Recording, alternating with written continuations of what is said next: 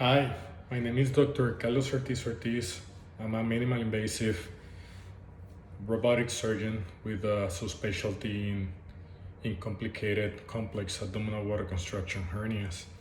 Today I want to talk to you guys about what is actually a hernia, the symptoms, and who will benefit from surgery or not. So basically, a hernia is a defect on one of the layers of the abdominal wall of the ventral of the abdomen, which is called the fascia. That fascia, for multiple reasons, which we're going to talk about in a little while, may develop a defect, a hole, and that defect is considered a hernia. And depends on the symptoms, the size, and the type of hernia is when we surgeons recommend if the hernia should be repaired or not. Which patients are more, or which patients have more chances of developing a hernia? Well, usually hernias are, or the most common hernias are incisional hernias, in which the patient already had an incision from any other surgery. Those patients can actually develop a hernia. About 10-20% of those patients will end up with a hernia, and depends on other symptoms, it could increase up to 30-40%. A ventral hernia primary, which usually we may see it on the belly button, that's an umbilical hernia, ventral hernia. Other patients are obesity, which is one of the most common findings or reasons why we develop a hernia. Diabetic patients, patients with previous hernias or recurrent hernias, patients with connective tissue disorders can also develop multiple hernias. Depends on the patient body habitus. The hernias can be classified into different types, including, as I mentioned before, primary or ventral hernias, incisional hernias, recurrent hernias. Depend where the hernia is located. If it is located on the lateral side, we have the rectus muscle, and we have the linea semilunaris running around here, more or less. And depends where the hernia is located, we can have either flank hernias. They are common in incisional hernias where the patient had previous kidney removed. Also, espigillian hernias, which are lateral to that linea semilunaris. So there's multiple types of hernias, and there's as well multiple types of repairs that we can offer the patients for to repair the hernia. Which are the most common symptoms of a hernia? Well, usually the most common symptom is a bulging. Patient will see actually a bulging, and that's how the patient usually entertain the idea that they actually have a hernia. Also, other symptoms are discomfort, pain. Sometimes that hernia can actually cause a bowel obstruction, in which an incarceration and a bowel obstruction, in which the patients actually abdomen get distended, they start throwing up. And those patients specifically with an incarceration and a bowel obstruction will require urgent and or emergent surgery, depending on the symptoms. Now, who will benefit from a hernia surgery? Well, there's different type of surgical schools in which some surgeons will, depends on the size of the hernia and the symptoms, may tell the patients, well, let's watch that hernia, let's not do surgery for now. But if the hernia is already symptomatic, meaning that the patient is having pain, discomfort, a bulging, and or if the hernia is an incisional hernia, which is caused by a prior incision, and or recurrent hernia, which is a hernia that actually was repaired before and it came back, those hernias should be repaired, usually if the patient is a surgical candidate. So in those patients specifically, we should offer surgical repair if at all possible. Now, as I mentioned before, there's multiple types of hernia surgeries. We have open hernia surgery, in which we do an open incision. We have laparoscopic surgery or minimal invasive surgery, in which we have laparoscopic and robotic surgery. Which is the difference between the three of them? Well, laparoscopic and robotic hernias, we can put them in one group, which are minimal invasive, and open hernias, which are the traditional big incision, depend on how big the hernia is. These kind of hernias, or actually the ventral hernias, we, if at all possible, we try to repair them minimally invasive, meaning through small incisions if at all possible. Why?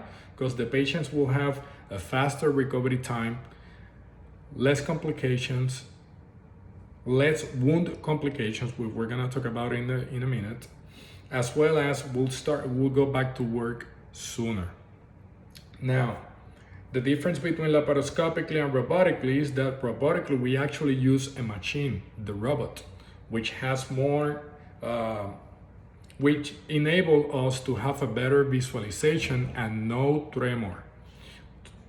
Meaning that depends on the size of the hernia and the type of the hernia, we can actually repair it robotically, when before we were not able to repair it laparoscopically. So basically the robot gave us the advantage of repairing, fixing that hernia, or a bigger size of a hernia or a more complicated hernia through the small incisions than before, in which laparoscopically was either extremely difficult or not possible, depend on the surgeon experience and expertise.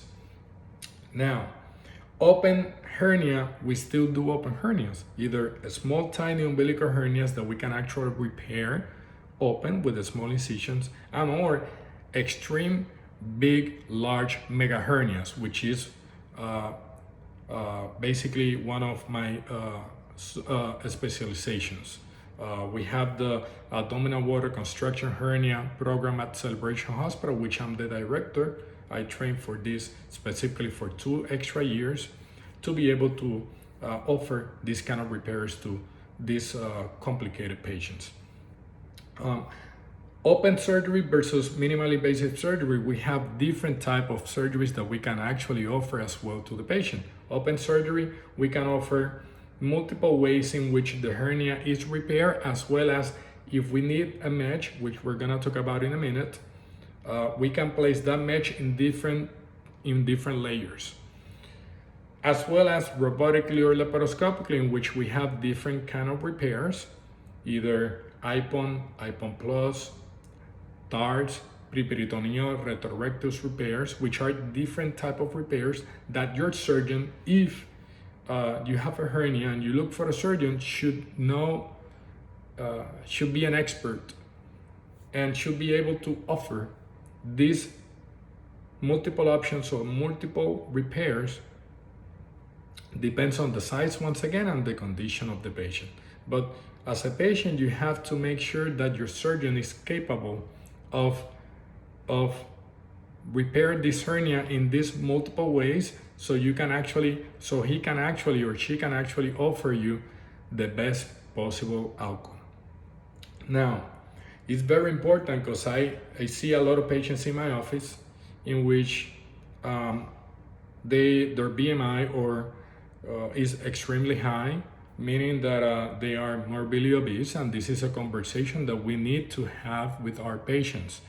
Patients morbidly obese and diabetic smokers are patients that will have a higher complication rate and a higher chances of the hernia coming back if we repair or fix the hernia.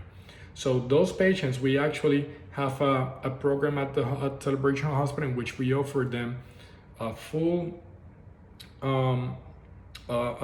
team in which we help them either lose weight, control the diabetes, stop smoking, for the surgery to be successful. Some patients morbidly obese will benefit actually from bariatric surgery before the hernia is repaired.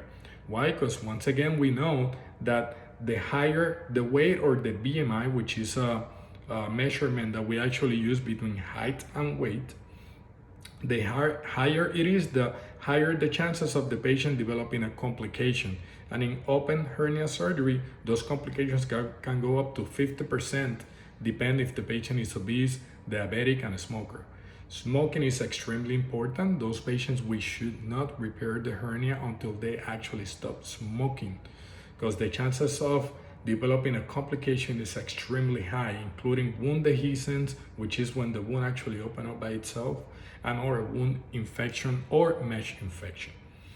Now, talking a little bit about mesh, it seems very important that your surgeon actually recognize that there's multiple mesh in the market, and there's multiple ways to actually place that mesh inside the abdominal cavity. It's extremely important that the surgeon actually has an expertise in that specific, because otherwise that surgeon should not be conducting hernia surgery, will not be able to provide you with the best possible outcome.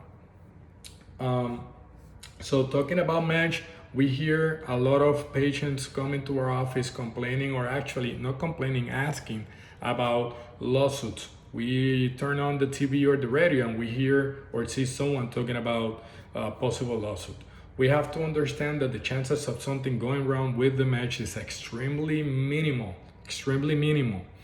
And if something goes wrong, it's usually because something went wrong either during the surgery or after the surgery. Usually it's not related because or related from the mesh. Yes, some patients, they may develop a complication, a mesh infection, chronic abdominal pain. That may happen from any kind of surgery, and that may happen with any type of mesh. Once again, chances are extremely minimal. The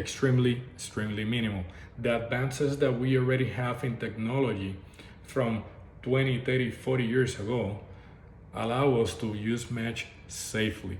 Patients with defects over 3 centimeters, should actually have a mesh placed to reinforce that closure. Otherwise, the chances of the hernia coming back is extremely high. So between that, the patient and the type of hernia is how we determine if the patient will benefit from surgery, and or if we can actually wait, or if something else needs to be done before the hernia is repaired.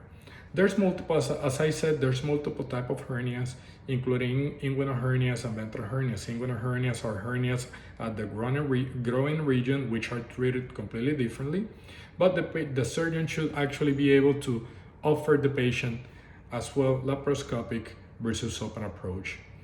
And if they're not capable of offering either one or the other, then those patients should actually look for a second opinion to once again have the best outcomes.